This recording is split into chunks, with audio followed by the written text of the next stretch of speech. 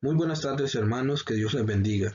En esta oportunidad quiero compartir con ustedes la segunda parte del tema Evangelio de verdad, un bosque de la verdad.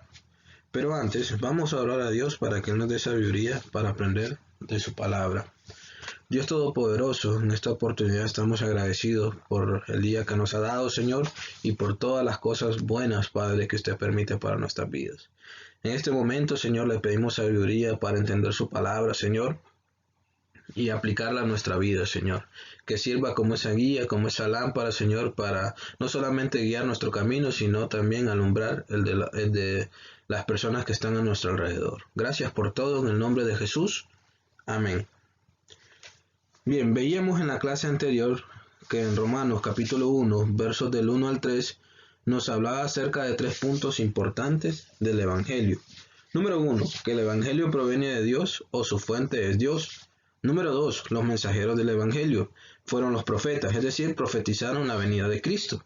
Y número 3, el contenido del Evangelio, se habla de Cristo. Vemos que en Romanos capítulo 1, versos 3 y 4 nos habla del sujeto del Evangelio, es decir, el Señor Jesucristo. Y en la clase anterior desglosábamos las genealogías tanto de José y María hasta llegar al Señor Jesucristo, que según la carne es, número 1, el heredero al trono de David. Él se ganó tanto el derecho legal y real a ser el rey de Israel.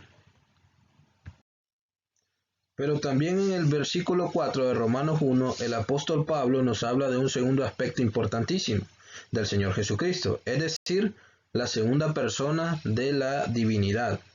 Tanto Romanos 1, verso 3 y Romanos 1, verso 4 nos habla de la combinación del Señor Jesucristo, es decir, Jesucristo 100% hombre, 100% Dios. El verbo importante en el verso 3 es era. Nos indica la línea humana que siguió el Señor para venir a esta tierra. Pero también el verso 4 nos dice que fue declarado Hijo de Dios con poder. Este verbo declarado nos indica la divinidad del Señor Jesucristo y es algo maravilloso. Jesucristo 100% Dios. Notemos algunos ejemplos de esta combinación maravillosa del Señor Jesucristo, 100% hombre, 100% Dios, humanidad y divinidad actuando al mismo tiempo.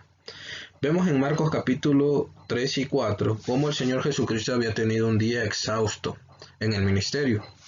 Había pronunciado juicio contra la incredulidad. Su familia lo quería llevar porque pensaba que él estaba loco. Comenzó a hablar en parábolas. Llegada la noche, el Señor entró en una barca con sus discípulos para pasar a la otra orilla del mar de Galilea.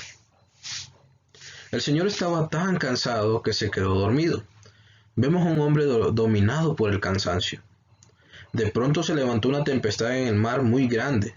Los discípulos llenos de terror despertaron al Señor Jesús, quien se despertó e inmediatamente reprendió la tempestad, la cual se calmó al instante. Vemos en este mismo pasaje la humanidad y la deidad del Señor Jesucristo actuando al mismo tiempo. Otro ejemplo de esta maravillosa combinación lo podemos ver en Mateo capítulo 17. Pedro recibe un resumen de impuestos. Jesús le dijo que fuera al mar, lanzara el anzuelo en el agua y que el primer pez que atrapara tendría un estatero en su boca. Eso fue para pagar los impuestos de ambos. Nuevamente vemos aspectos humanos, los impuestos, y la divinidad de Jesús, el método para pagar los impuestos, en una misma línea. Hay una pregunta que hacer. ¿Cómo sabemos que Jesús era divino? La respuesta es a través de sus nombres significativos.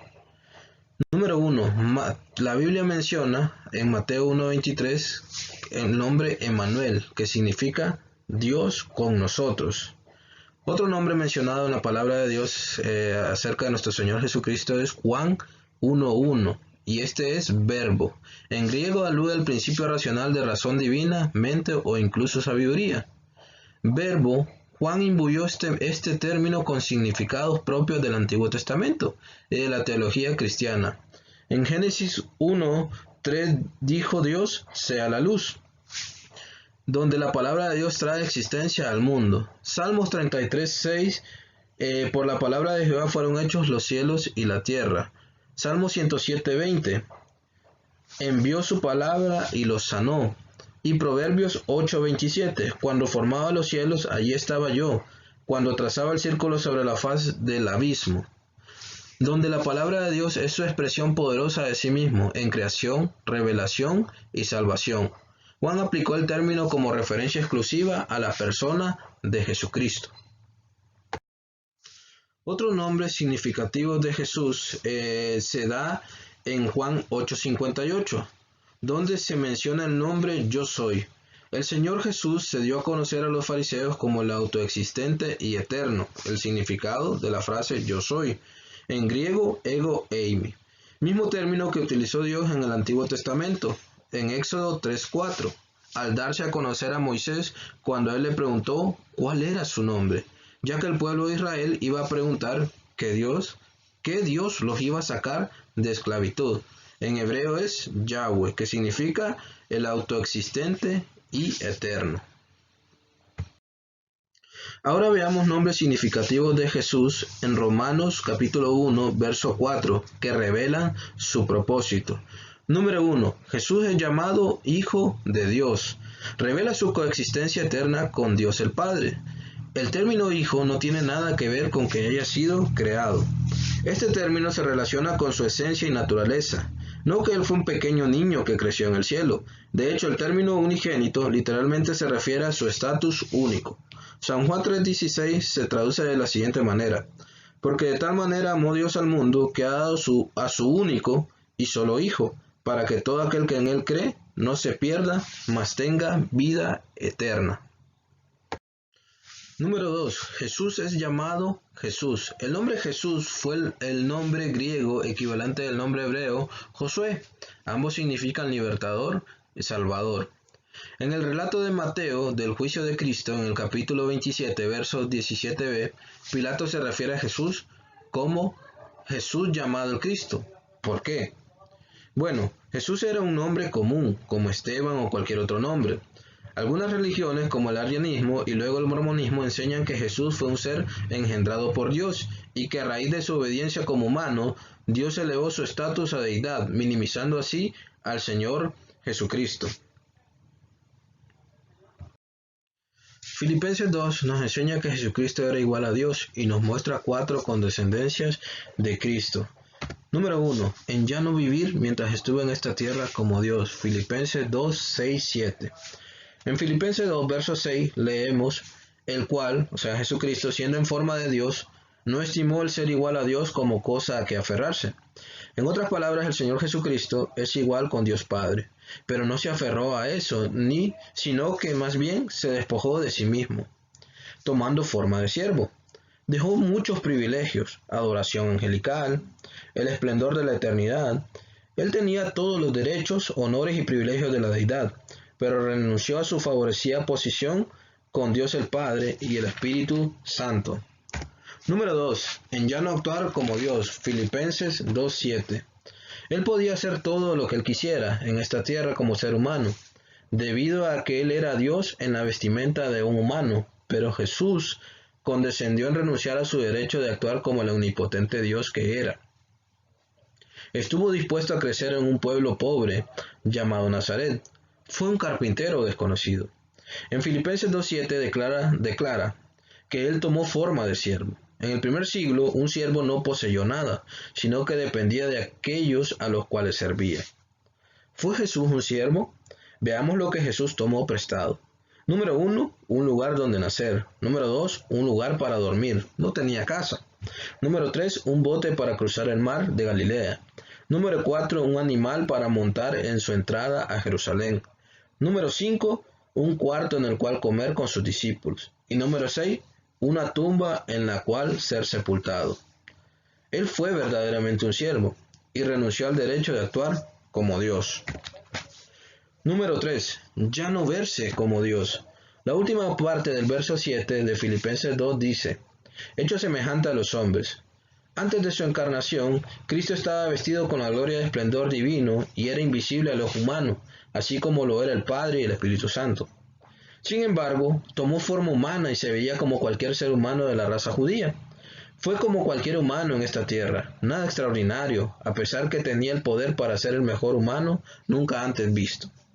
Isaías 53, versos del 2 y 3, declara el aspecto físico que iba a tener el Mesías en esta tierra. Subirá el Mesías cual renuevo delante de él, y como raíz de tierra seca, no hay parecer en él, ni hermosura.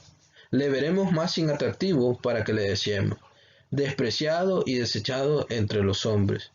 Él era físicamente sin atractivo. Número 4. Ya no ser como Dios. Filipenses 2:8.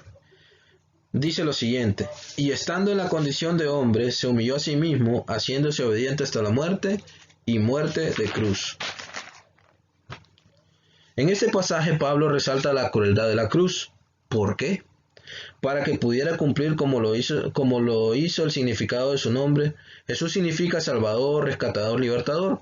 Sus brazos fueron estrechados sobre aquella cruz para así simbolizar a toda la humanidad la invitación del Evangelio, para que todo aquel que quiera pueda venir. El tercer nombre utilizado en Romanos 1 es Cristo. Refleja un ungimiento mesiánico para Israel. De hecho, Cristo significa ungido.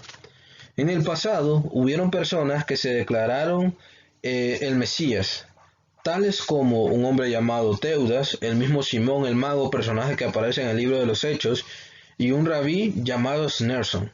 Pero todos ellos tuvieron una característica: murieron y sus cuerpos se encuentran en sus respectivas tumbas. Pero en cambio, la tumba del Señor Jesús está vacía.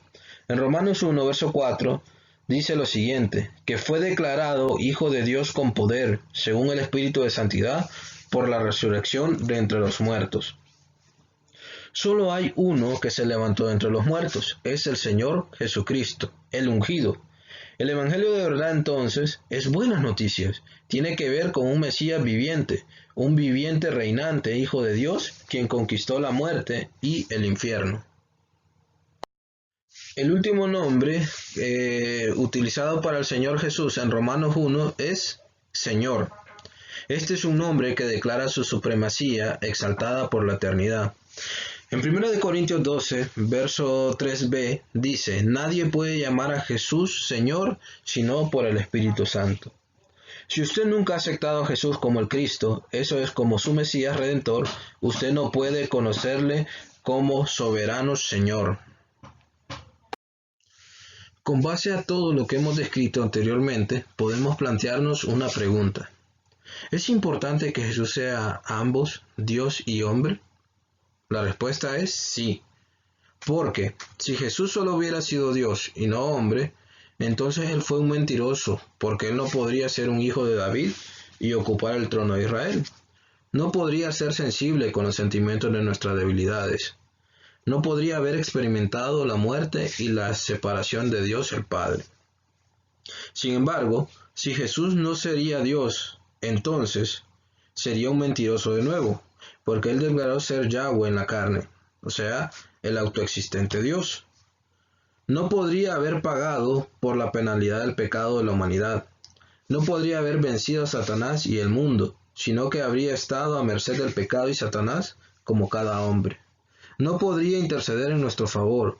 Él nos engañó al prometernos crear el cielo para nosotros y llevarnos allá un día para vivir con Él para siempre.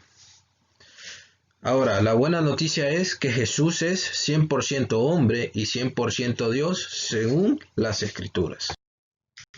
Podemos concluir que tres nombres son usados a lo largo de las epístolas: el Señor Jesucristo. Cuando se combina ese nombre, muestra el Evangelio de la verdad que Jesús fue tanto humano como divino. Fue tanto completamente hombre y completamente Dios. Él es ambos, Mesías y Supremo Señor. Las buenas noticias del Evangelio de verdad, tal como las muestra el apóstol Pablo en Romanos 1:4, es que Jesucristo fue un hombre, el hijo de David, y al mismo tiempo fue Dios exaltado en poderosa resurrección y reinando como soberano Señor. Muchas gracias, hermanos, por su atención. Dios les bendiga.